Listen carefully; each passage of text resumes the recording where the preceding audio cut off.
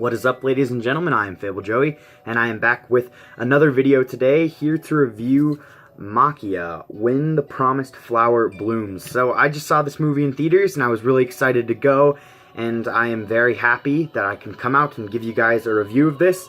At the movie, they gave everyone there these cool posters, so now I have this poster to put up in my room, and this little card, and then on the back it's got some stuff back there. I really enjoyed the movie, so let's get right into the review. So, Maquia was something that I found on my own, and I'd had it sitting the trailer in my Watch Later playlist on YouTube for a very long time. And then, coincidentally, about a week ago, I checked it, and I noticed that it was coming to theaters soon, and I was like, hey, maybe I can go see it. And I did, and I am pleased to say that I very much enjoyed Maquia, When the Promised Flower Blooms. We're going to talk about it right now. So, the movie is about Maquia, a girl who is essentially someone who can live forever. And one of the main themes of the story is someone like that, can they ever find, like, love or whatever? Or can they ever love anything if they know that they're going to lose it? And I thought that was a really good theme that was well developed throughout the movie, and this movie is very well done.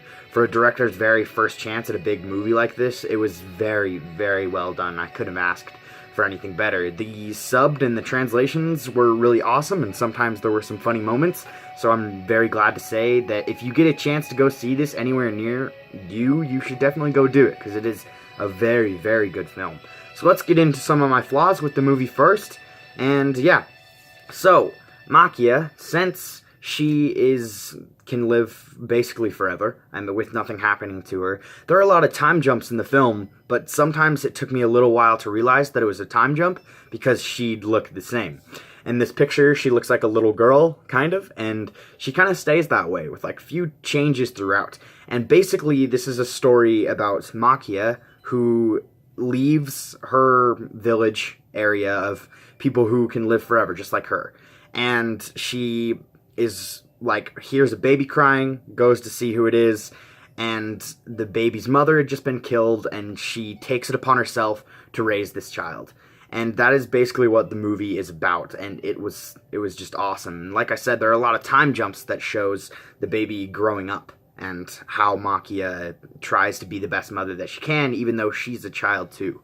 There's a part in the movie that's like, a child doesn't know how to take care of another child. And it's true, she does her best, and that's also one of the greatest parts of the movie. I mean, I don't have any experience of being a parent or anything, but I think that this movie is really for parents as well, because they can kind of see how hard it is for Maquia to develop through this film, and I don't know, I thought it was done really well.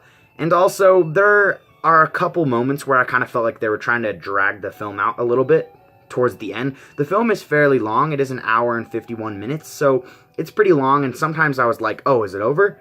And then it wasn't, and then it kind of kept going, but I was okay with that, and those are just like minor gripes. I think that sometimes I could have used a little more explanation on things. Like I said, with the time jumps, I would kind of like to know what happened in between some of those. Like, in fact, the person that she is raising, it's kind of funny, he goes from being this innocent, just loves his mom, basically, the person who's raising him, to like an edgy teenager, and I thought that was kind of funny, but the time jump was a little weird and off-putting at first, because I was like, oh, it's like, wow, that was really interesting to see his character do a total change. But really, other than the few gripes with it, I think that Maquia is truly an amazing film, and it is very beautiful. The animation is top-notch in every department. It is really good. There was never a part where I was looking at it and I felt like the visuals could have been better.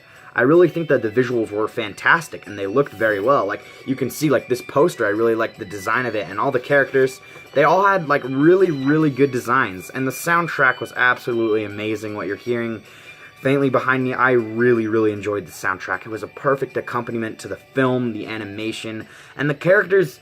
I actually cared about the characters. I cared about Maquia and seeing how things were going to end up for her. I cared about seeing her journey and seeing her not age while everyone else around her is aging.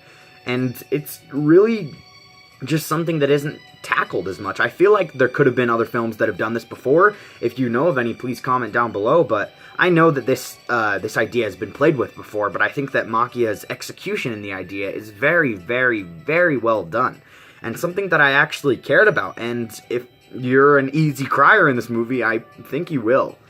And it's not necessarily because things are, like, entirely sad, but you care so much about these characters, and you care what's going to happen to them, that the movie is really quite sad. The whole time you just get this feeling of sadness for Maquia and everyone around her, and I actually really liked feeling that. I kind of hadn't felt that in a long time, and Maquia really got me in that mood, like, wow. And it is, in some parts, it is quite depressing, and it's kind of hard to watch sometimes, but I think that Maquia's execution and all the things that it tries to pull off is very well done. And like I said, it got a perfect score to accompaniment, all of it. During the action sequences, which there all are some, and some intense sequences, the score is very, very well done behind it. And I really appreciate that, because it made me love the movie even more. I am very excited to have said that I have seen a really, really great animated film that can almost live up to what I saw last year with A Silent Voice and Your Name. And from a director's very first feature film, this is absolutely amazing. And I couldn't have asked for more with Maquia. In fact, I really didn't know anything going in. I had seen that trailer, but maybe only 30 seconds of it. I didn't even finish the trailer, and I was like, you know what? I'm going to go into this not knowing anything. And, I mean, sure, you've heard this if you're watching this, but if you really know nothing besides there's a girl who can live forever, and that's really all you need to know. If you get a chance to go see this movie anywhere near you, I really think you should. Because it's something that doesn't come around a lot, and when you see a movie like this, you really gotta appreciate it. Just as much as I appreciated Your Name and A Silent Voice, this film is really awesome, and if you get a chance to go see it in theaters, go do it. And there is that one thing where I ask myself, would I recommend this to someone who doesn't like anime? And I'd probably say yes. I feel like some things they might not understand or they might not like it. Some people don't get used to the animation style, but this is something that I would, like Your Name and A Silent Voice, recommend to people who don't necessarily like anime.